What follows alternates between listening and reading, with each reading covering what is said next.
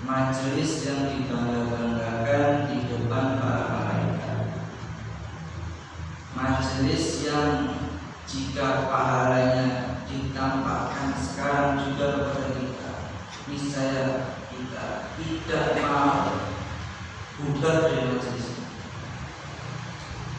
Majelis yang membicarakan mengenai ilmu. Syair Arab mengatakan ta'allam falaisal mar'u yuladu 'alima wa laysa aku 'alimin kaman huwa jahil wa innaka bil qawmi la ilma inda shaghir idza tafata alaihi ma'afil. Syair Arab mengatakan ta'allam, belajarlah kalian, belajarlah kamu. Falaisal mar'u yuladu 'aliman, maka tidak ada seorang pun yang dilahirkan itu alim langsung pinter. Wonten-wonten tiyang brojol ten donya itu langsung pinter itu wonten. Hatta niku Imam Syafi'i, hatta Imam Bukhari, hatta Imam Ghazali itu wonten lahir langsung pinter niku wonten. Itu mesti lewat belajar. Makanya awal itu juga belajar. Walaisa aku alim kaman wajah. Wong pinter itu wonten kaya wong. Wa inna kabiral qaumi la ilma indahu shaghir. Sesungguhnya pembesar kaum, pimpinannya suatu kaum, kalau dia itu tidak punya ilmu, itu dia itu sebenarnya kecil. Jadi presidennya buat nggak ada ilmu itu aslinya cilik. Cilik itu maksudnya gini, kecil di sisi Allah Subhanahu wa Ta'ala. Raja-raja itu walaupun punya ilmu, walaupun jadi raja, tapi kalau nggak punya ilmu sebenarnya kecil di sisi Allah Subhanahu wa Ta'ala. Karena awalnya itu penting ini itu ngaos, penting ini itu ngaji supaya supaya ngertos kemudian ngaji fikih ini ngertos sing halal pundi, sing haram pundi, sing sah pundi, sing boten pundi. Ini saat ada yang ngaji belum berarti cerita sedih. Belum ada ngaji kitab Taqriratus Sadidah fi Masail. Kitab Taqrirat ini dikarang oleh Habib Hasan Ibnu Ahmad Ibnu Muhammad Ibnu Salim Al-Qaf. Beliau itu tiang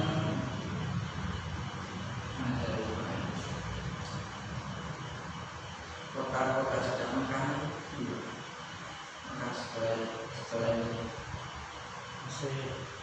bukan sing yang tahu sing terus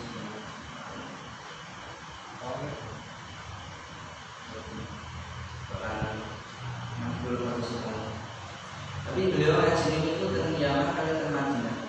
Beliau itu muridnya Habib Zain bin Ibrahim bin Zain bin Smith ke Madinah. Ini tiang kita sebesar, tiang kita kesana. Dan kalau mendet kitab ini pun mendet sana saking Syekh Yusuf Hasim Al-Karaki, walaupun Yusuf Hasim Al-Karaki. Jadi ilmu itu urutannya, wonten sanate. Dulu ada guru itu ada guru tekan kanjengan. Dan ini kula niku diijazahi kitab ini kali Bu Yusuf itu langsung ketemu kali Habib Hasan Tendangil, dan beliau pertama kali orang Indonesia yang diberi ijazah oleh beliau, oleh Habib Hasan itu dengan menggunakan tulisan tangan langsung. Dan saya juga sanadnya ada dua. Yang pertama itu kertas kayak gini, itu juga saya ketik kemarin. Terus ditulis tangan juga, ditulis tangan di kertas. Dan ini sunnah minatin itu sanad itu termasuk dari agama. Karena sebagian guru-guru itu dari ngaji biasanya mau sanad ini. Nah, karena ini yang wonten sanad maknanya berarti wonten guru nih.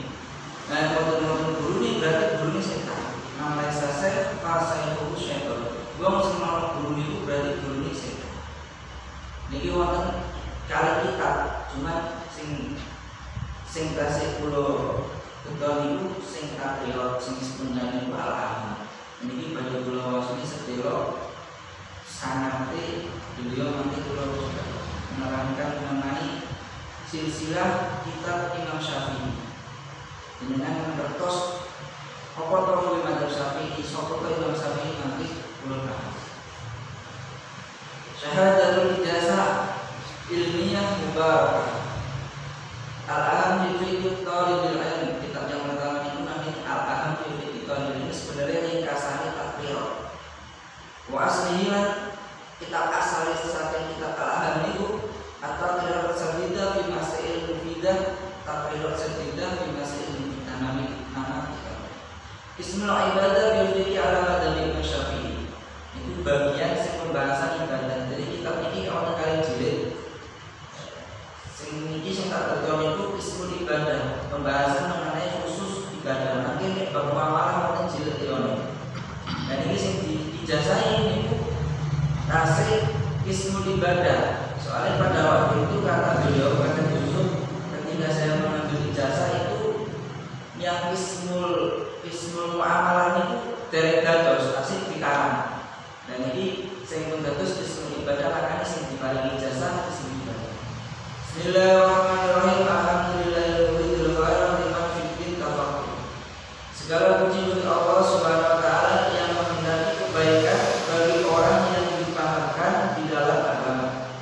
Wa rafa'a sya'nal ulama wa aqrabul lidhi haqqil haqqah, dan telah mengangkat keadaan ulama dan telah memberikan orang yang mempunyai hak-haknya. Wa ja'ala fiqha tariqal muslim ila ridha, dan Allah telah menjadikan fikih sebagai jalan untuk sampai kepada ridhonya Allah Subhanahu wa taala. Wasabila mu'addi illa biba'i habibihi wa mustafahu, dan jalan untuk sampai kepada mengikuti kekasihnya Allah dan pilihannya Allah Subhanahu wa taala, yaitu baginda Nabi Muhammad sallallahu alaihi wasallam. Wassalatu wassalamu ala man hasa ala fiqhi wa ja'alahu fid dinil imad. Salam serta salam terhadap orang yang menganjurkan terhadap fikih dan telah menjadikannya di dalam agama itu sebagai tiang. Wa basyaraman alama wa ta'allama wastafada, dan telah memberi kabar gembira kepada orang yang belajar fikih dan mengajar fikih dan mengambil faedah dari fikih. Bisuhulati thariqi ilal jannati wal ma'ad, dengan jalan yang mudah menuju ke dalam surga yang kekal pada hari kiamat nanti. Wa ala alihi wa sahbihi alladziina amilu bima alim, dan terhadap para keluarganya Nabi dan para sahabatnya Nabi sallallahu alaihi wasallam, yaitu orang-orang alimu bima amilu bima alim, yang mereka itu mengamalkan apa yang telah mereka ketahui. Wa kana fi awli safi fi majalis ilmi wal jihad, dan mereka itu di awal di dalam majelis ilmu dan jihad. Wa dan setelah alhamdulillah dan salam, fa'ihan li sunnati sanad alladhi huwa minad din. Untuk menghidupkan agama itu sudah termasuk daripada sunnah. Sanad itu adalah termasuk daripada agama. Batal biatan, dan untuk memanggil rirabatit talibi fil nailil barakatul ijazah ilmiah fi kutubil ilmi minal mu'allifin, dan memanggil bagi para pencari ilmu untuk supaya mereka itu semangat di dalam mendapatkan barokah ijazah ilmu di dalam kitab-kitabnya para mu'allifin. Tumainahu turiba ini ijazah. Kemudian sesungguhnya aku telah diminta fitahamuli hadal kitab aslihi, di dalam isi kandungan kitab ini dan pokok kitab ini, wa ma hawa min ilmi mustaqab, dan apa saja yang terkandung di dalamnya daripada ilmu yang bisa digali. Wa qad syarah sadru, dan telah melapangkan dada lidzalikal amri, karena permintaan itu. Wa rajautu bihadzal ijazah, dan aku mengharapkan bihadzal ijazah, dengan ijazah ini, baqa silsilatul ilmi, tetapnya silsilah ilmu, wal isnad, dan sanad. Ini penting, ijazah itu baqa silsilatul ilmi wal sanad. Ilmunya punya wonten terus, itu pentingnya sanad. Fa'aqulu, maka aku mengatakan ajastu al-akh al-fadil al-mubarak, aku mengijazahkan kepada saudara al-fadil al-mubarak yang mulia dan diberkahi. Terus namanya beliau Zainal Abidin, beliau mengasih nisbat al-Labani. Doa lana, semoga Allah melipatkan untuk kami, walau, dan untuk saya diijazai al-ujuro, pahala-pahala fi qiraati wa riwayati wa tadrisi kitabi, di dalam membaca, meriwayatkan, dan mengajarkan kitab al-aham fil fiqh wa ilmi wa asli atau riwayat sadida fi masail mufidah. Di bulan dibolehkan untuk mengajarkan kitab ini. Bismil ibadat, mengenai bab ibadah fil fiqh dalam fikih ala Imam Syafi'i, di dalam mazhab Imam Syafi'i.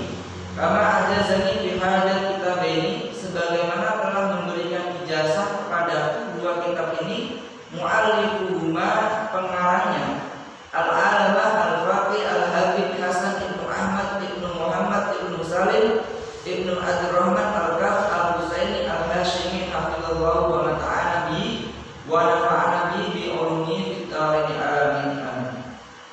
Ijazatan khassah, ijazah secara khusus, minal muayyin, dari orang yang tertentu, li muayyin, untuk orang yang tertentu, fi muayyin, di dalam waktu yang tertentu. Tiang ini mungkin guru ini kula sing diparingi, terus kula yang tertentu diparingi, terus waktu ini juga pun tertentu. Ba'da ahadani, setelah mengambil dari, setelah dia, maksudnya kula mengambil dari uah dan sonya dengan mengambil yang benar. Wasami'at jumlatan minhu alayya, dan ia telah mendengarkan satu jumlah ataupun sudah mempelajarinya kepada wahadal takririfi, dan dia telah menghadiri takririfi, itu loh, belajar dari beliau. Wa ausi, dan aku bertakwa kepadanya, kali itu Rasul dijazai bitaqwa, dengan takwa kepada Allah Subhanahu wa taala. Wa muraja'atul masail, dan mengulang-ulang masail, qabla ayyujiba ala ayyi sa'il, sebelum menjawab apa saja pertanyaan. Di pulau bintang itu apa boten terus di dulu jawab boten terus boten angsal jawabnya ngawur. Wa la yufti, dan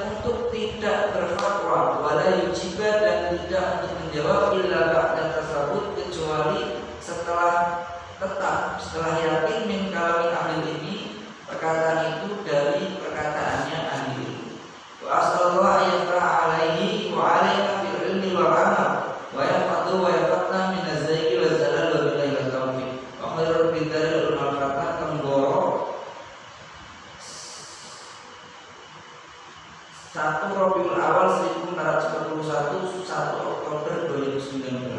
Muhammad Yusuf Hasan. Itu pentingnya sangat. Kalau kulon itu penting sangat. Nah, itu main kertas bahwasanya ilmu agama itu boten dikarang-karang nyampe niku boten. Ilmu agama itu akan silsilah awet Kanjeng Nabi tekan sakniki niku tasih wonten. Jenengan sedaya orang ngiten dewe kula niku gadah sanad niku wonten sampeyan. Itu sanad kitab-kitab banyak sekali. Itu nek badhe pirsa. Itu sanad-sanad itu sangat penting. Tiang nek boten gadah sanad berarti niku mangke ilmune terputus. Nek ilmune terputus berarti niku tiang ngarang. Lah nek gadah sanad niku ilmune sambung. Pemahaman itu sambung. Iki kok gurune tekan Kanjeng Nabi berarti sing dipahami itu pemahaman saking Kanjeng Nabi. Tapi nek sanad itu putus kok mboten gadah sanad. Lah niku jadi pertanyaan mati. Kamu dapat ilmu agama ini dari mana kok kamu enggak punya sanad? Dan ini wonten sing ditulis tangan juga enggak perlu saya bacakan ya, hampir sama. Dan ini beliau juga itu ini kitab Katriol ini juga ada sejarahnya. Ada sejarahnya. Di Asia Tenggara itu kebanyakan mazhab Syafi'i. Khusus Asia Tenggara itu mazhab Syafi'i. Dan ini jenengan terus mazhab Syafi'i itu nopo? Kesepakatan ulama C-nya kalau mungkin itu 2017 niku menyepakati Ahlus Sunnah wal Jamaah yang dianggap sebagai Ahlus Sunnah wal Jamaah itu adalah yang pertama di dalam mazhab fikih itu dia tidak keluar dari 4 koridor mazhab fikih. Yang pertama itu Hanafi, Imam Abu Hanifah. Yang kedua itu adalah Imam Maliki, mazhab Maliki. Yang ketiga Imam Syafi'i, mazhab Syafi'i. Yang keempat Imam Ahmad Ibnu Hanbal, mazhab Hambali. Kemudian di dalam tauhid itu tidak boleh keluar dari 2 ulama, yaitu Imam Asy'ari dan Imam Maturidi. Dan itu sing disebut Ahlussunnah wal Jamaah. Lah niki ten Indonesia ini kebanyakan mazhab Syafi'i dan syarat untuk kita itu diakui oleh dunia, bahkan sing dijanjekne kali Kanjeng Nabi bakal umat itu pecah jadi 73 golongan, sing selamat berbusara niku mung setunggal golongan, yaitu golongan Ahlussunnah wal Jamaah. Niku sing disepakati ulama Ahlussunnah wal Jamaah niku wau mazhab papat di dalam fikih, terus di dalam tauhid itu mazhab wonten kali. Dan termasuk Imam Syafi'i niku diakui satu ulama dunia sepakat termasuk masuk ke dalam Ahlussunnah wal Jamaah. Dan ini menurut sejarah Imam Syafi'i niku beliau itu adalah pengasas mazhab Syafi'i. Karena yang akan kita kaji itu fikih Syafi'i, maka harus dibahas dulu. Pertama, pengasas dari mazhab Syafi'i itu beliau adalah Imam Syafi'i.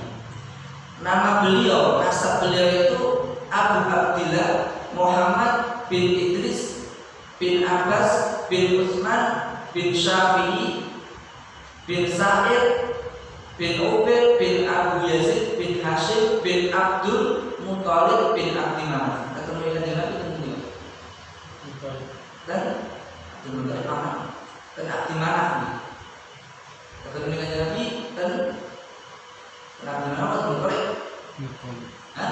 Abdul Muthalib bin Abdi Manaf. Jadi nasab ini ku tasik sambung kali Kanjeng Nabi. Bae itu padha kali Kanjeng Nabi Imam Syafi'i. Nah, ulama Imam Syafi'i itu tiang Quraisy. Cuma beliau itu dilahirkan di Gaza. Gaza itu Palestina. Jadi saat ini bilang perang Gaza Palestina itu, dan itu tempat kelahiran Imam Syafi'i. Beliau lahir pada tahun 150 Hijrah. 150 Hijrah itu kurun kedua. Sahabat tabi'in bawahnya. Kemudian beliau wafat itu pada tahun 204 Hijrah. 204. Beliau itu masya Allah 7 tahun itu sudah hafal Al-Quran. Berarti orang yang sama 7 tahun hafal Al-Quran itu terwonten gitu. Wonten apa dereng wonten semoga wonten. Itu 7 tahun itu Imam Syafi'i pun hafal Al-Quran. Ceritanya singkat cerita itu beliau lahir di Gaza. Beliau itu lahir sebagai yatim ya, bapak meninggal itu yatim. Terus karena yatim beliau dibawa sama ibunya ke Mekah, kemudian karena masih banyak saudaranya kerabatnya dengan orang Quraisy, orang Mekah, akhirnya beliau di situ menghafal Al-Quran, belajar sama orang-orang Mekah. Itu hafal Quran dalam umur 7 tahun. Dan pada umur 12 tahun itu beliau dikirim sama ibunya untuk belajar ke Madinah, karena di Mekah itu dirasa sudah cukup belajar sama orang Mekah. Akhirnya beliau dikirim ke Madinah untuk belajar kepada Imam Malik. Yang Imam Malik pada waktu itu yang pendiri Madzhab Maliki itu di Madinah mengarang kitab Muwatta. Akhirnya beliau dikirim ke Madinah. Dalam perjalanan ke Madinah kurang lebih beberapa hari, itu dalam waktu perjalanan itu kurang lebih 9 hari perjalanan itu Imam Syafi'i itu menghafal kitab Muwatta. Dengan kertas kitab Muwatta itu kitab hadis karangan Imam Malik. Itu tebel, sak nenten iki tebel Malik seperti itu. Dan umur sama dalam 12 tahun bisa menghafal kitab Muwatta dalam 9 hari itu, masya Allah. Itu sangat-sangat hebat, cerdas sangat beliau, pinter kok. Terus beliau itu kalau mendengar sesuatu ini langsung hafal.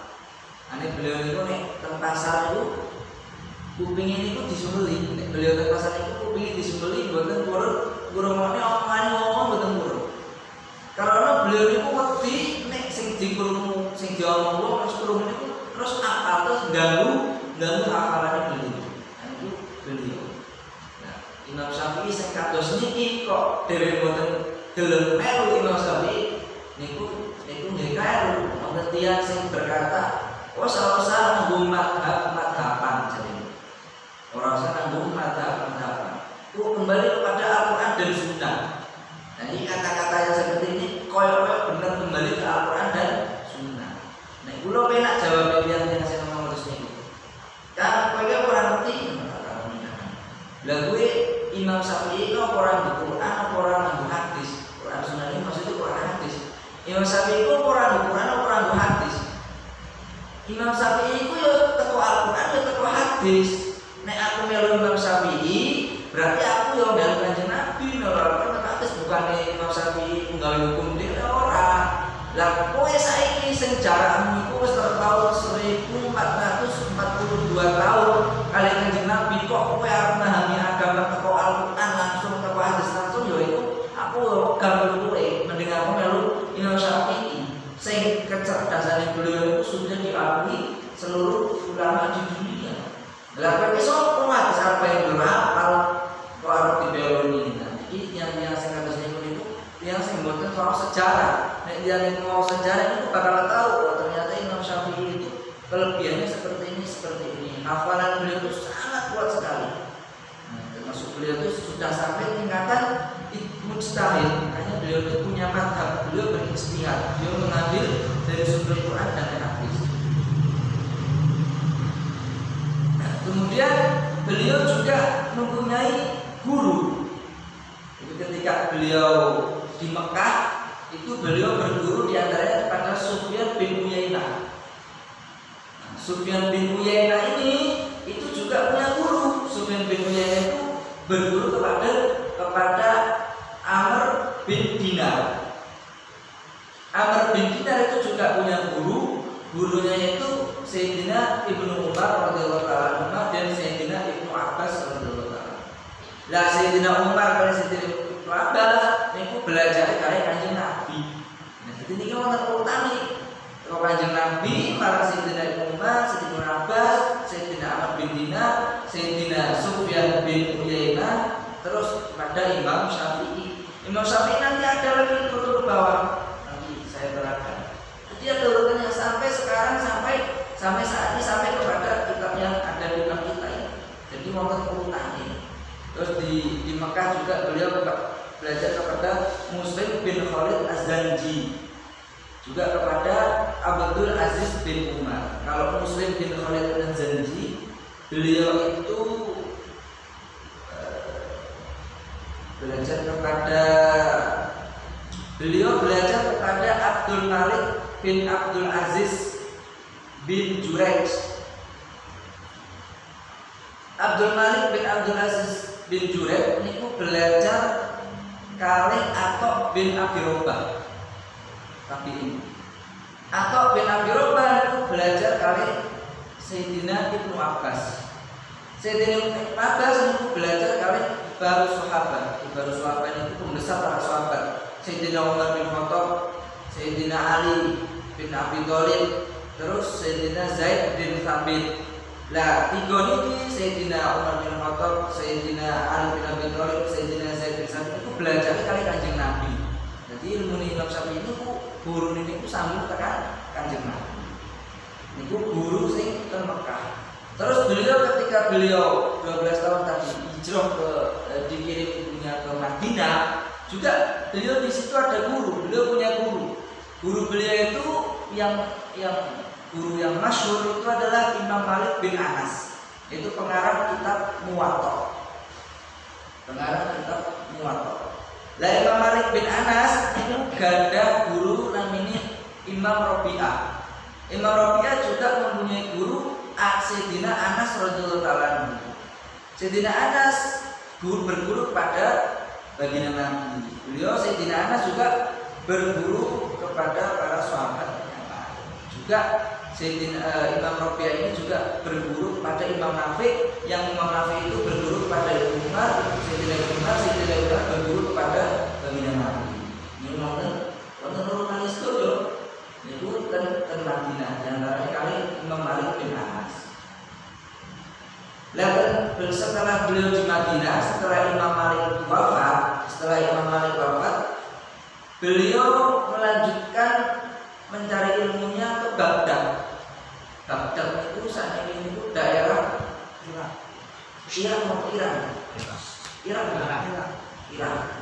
Dan Baghdad beliau juga punya guru.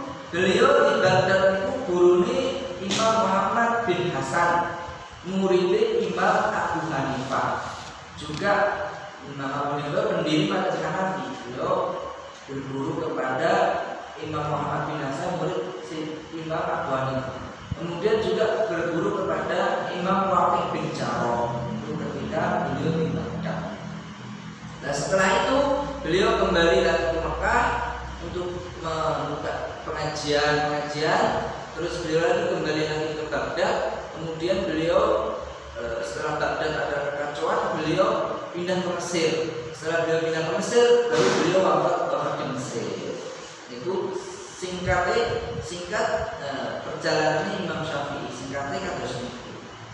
Lah pertumbuhan madhab niki kan madhab Imam Syafi'i niki nggih wonten fase-fase nih. Niki wonten beberapa fase. Untuk pertumbuhan madhab niki wonten beberapa fase. Fase yang pertama itu ketika Imam Syafi'i itu persiapan membangun madhab. Itu kapan? Ketika beliau meninggalkan Imam Malik menuju ke Baghdad.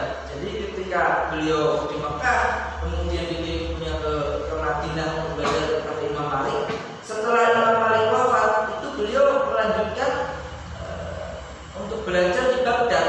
Ketika dalam perjalanan mulainya beliau mengembangkan madhab beliau itu ketika beliau di Baghdad untuk pertama kali. Itu mulai beliau mengembangkan madhab beliau. Kemudian beliau sudah terkenal dan sudah mempunyai banyak pengikut dan banyak murid beliau. Dan beliau juga sudah bisa untuk menyimpulkan suatu hukum dari Al-Quran, dari hadis, dari ijma', dari qiyas. Kemudian ada fase kedua. Fase kedua itu madhab qadim. Qaul qadim. Kalau dalam istilah madhab Syafi'i itu wonten istilahnya qaul qadim,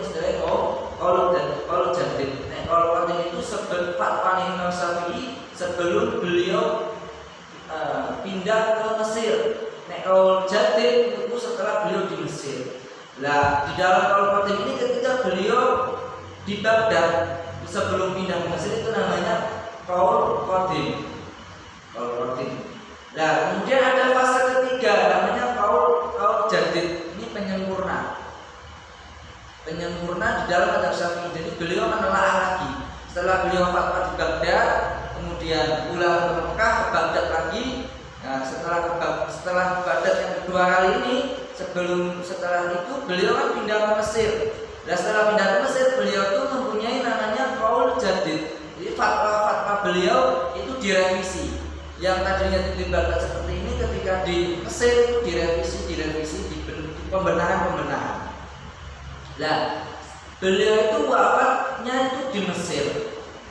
Mungkin nek jenengan pernah ke Mesir, nopo bakal ke Mesir niku usahakan nanti ziarah dan makame Imam Syafi'i. Beliau wafat tahun 204 Hijrah di Mesir. Nah, setelah beliau wafat itu beliau juga punya murid. Itu fase keempat penyeleksi mazhab. Buktinya apa? Ada kitab-kitab mukhtasar, Beliau itu mempunyai murid itu tersebar secara dikelompok secara besar. Kalau Habib Hasan beliau menulis di kitabnya ini, itu secara kelompok besar itu ada di Khurasan sama ada di Irak. Khurasan itu di Khurasan itu Persia itu sekarang di Irak. Persia itu Irak. Terus ada di Irak. Secara global itu murid beliau tersebar di situ. Lah itu timbulnya sejarah mazhab Imam Syafi'i itu timbul dari situ nanti. Itu nanti ke situ ke bawah sampai menyebar ke seluruh dunia itu. Awalnya itu dari murid-murid beliau yang ada di Khurasan dan ada di Irak. Makanya ketika beliau mendirikan mazhab Syafi'i itu ketika di Baghdad, beliau itu mempunyai fatwa-fatwa, terus beliau fatwa-fatwa itu dikumpulkan dan menjadi kitab itu dinamakan Al-Hujjah. Kitabnya Al-Hujjah sama Al-Imla. Kemudian setelah beliau itu pindah ke Mesir, beliau membuat kitab lagi, karena itu qaul jadid, qaul yang baru, buat kitab lagi yang dinamakan Al-Um. Mazhab Syafi'i ini sumber ini dari kitab 105, kitab karangan Imam Syafi'i yang namanya Al-Um, qaul jadid. Karena yang dipakai dalam itu kebanyakan qaul jadid. Maka rujukan itu kembalinya ke kitab Al-Um, kitab Al-Hujjah sama kitab itu sudah dipakai kitab Al-Um yang beliau sudah pindah ke Mesir. Kitab Al-Um ini diringkas lagi sama muridnya Imam Muzani, namanya Mukhtasar Muzani. Ini silsilah kitab Syafi'i. Jadi Al-Um diringkas ditelaah lagi oleh Imam Muzani, namanya Mukhtasar Muzani. Dan juga Mukhtasar Muzani itu ditelaah lagi oleh muridnya Al-Um, itu ditelaah lagi juga oleh Al-Buwaiti. Imam Al-Buwaiti menjadi kesannya menjadi Al-Buwaiti. Nah, dua kitab ini Mukhtasar Muzani sama Al-Buwaiti ini nanti diringkas lagi, turun lagi ke bawah. Turun lagi itu kitabnya An-Nihayah. An-Nihayah itu kepunyaan Imam Haramain. Jadi Al-Um paling atas itu Al-Um, terus turun lagi ke bawah sama muridnya Mukhtasar Muzani sama Al-Buwaiti. Al-Buwaiti turun lagi ke muridnya An-Nihayah. Ini diringkas oleh Imam Haramain. Kemudian dari An-Nihayah ini turun lagi, diringkas lagi sama Imam Ghazali. Beliau meringkas kurang lebihnya menjadi pertama itu Al-Basit diringkas lagi sama Imam Ghazali menjadi Al-Wasit diringkas lagi oleh Imam Ghazali menjadi Al-Wajiz. Lah dari kitabnya Imam Ghazali ini, maka nanti kalau ke bawah, kalau diurut ke bawah itu akan timbul kitab-kitab banyak sekali. Di antaranya itu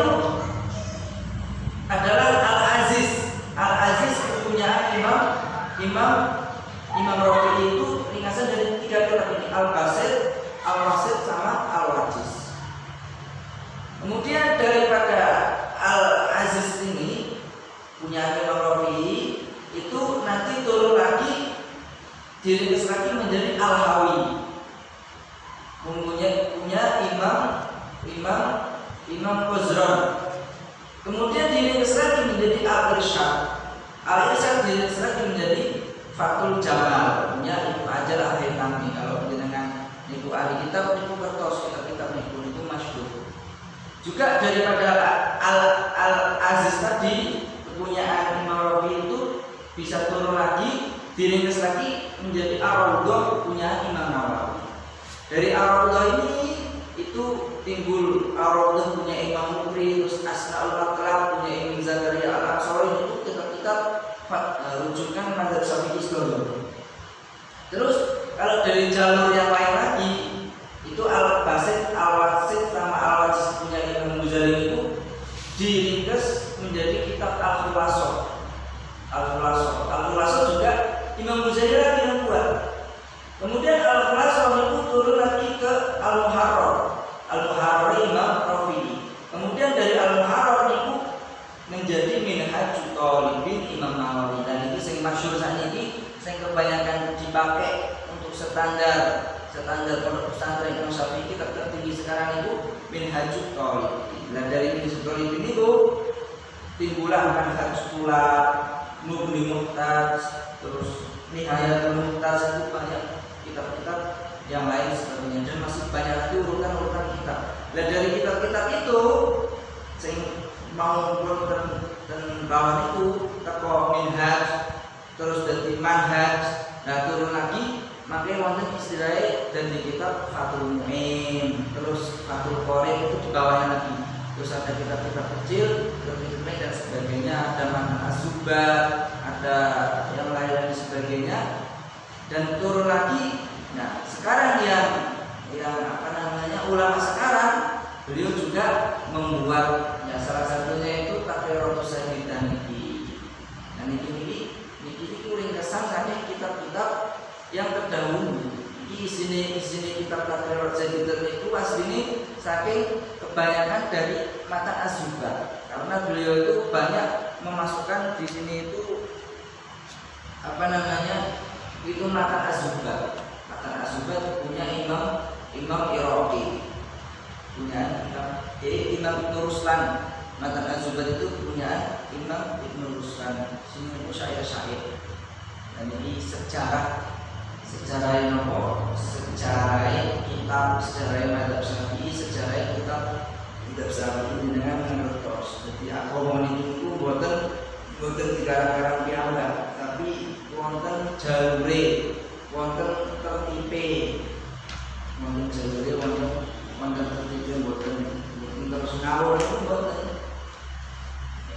Nek agama ngawur iki ngawur. Lah kitab Taqriratus Sayyidah niki juga apa jenenge niku sudah dibacakan di beberapa ulama.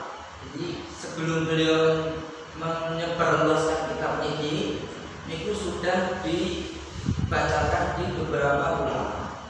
Salah satunya itu Habib Abdul Qadir bin Ahmad As-Saqaf.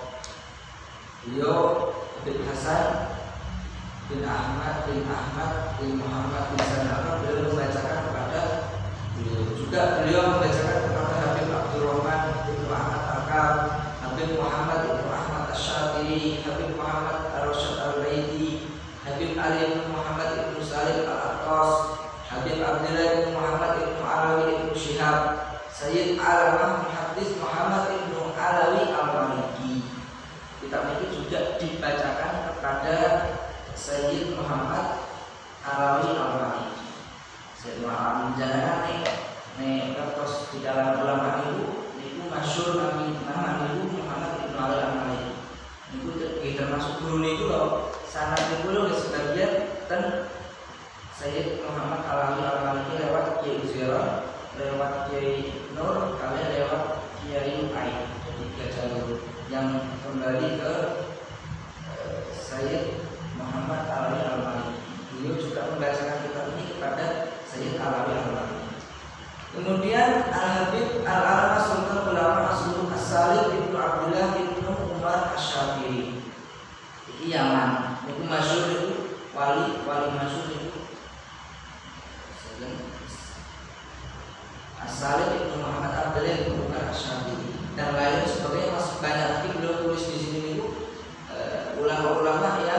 sebelum beliau menyebarkan kitab ini, beliau sudah membacakan kepada mereka, sudah menyewankan kitab ini kepada mereka. Jadi sudah mboten keraguan kali nek ngaji kitab ini. Itu nggih pun nek ora jenenge manungsa nggih wonten salah, cuma untuk kesalahan itu sedikit sekali mungkin ya, bahkan karena yang takdir ulama-ulama yang sangat-sangat hebat tadi itu tidak ada. Ono salah itu sing maca bukan sing ngarang. Jadi badhe diawiti kangge kitab Thaharah. Kamu bisa. Nanti gampang dilanjuti Sabtu depan nih masih diparingi oleh Ustaz ini. Jadi mugi-mugi sekedhik iki maringi manfaat marang awake dhewe, marang keluarga dhewe, anak putu tekan dina kiamat, kanggo keparuh panggunge, muga-muga diparingi berkah sedaya urusane dikambani karo Gusti Allah, muga-muga jadi asbab diridhoi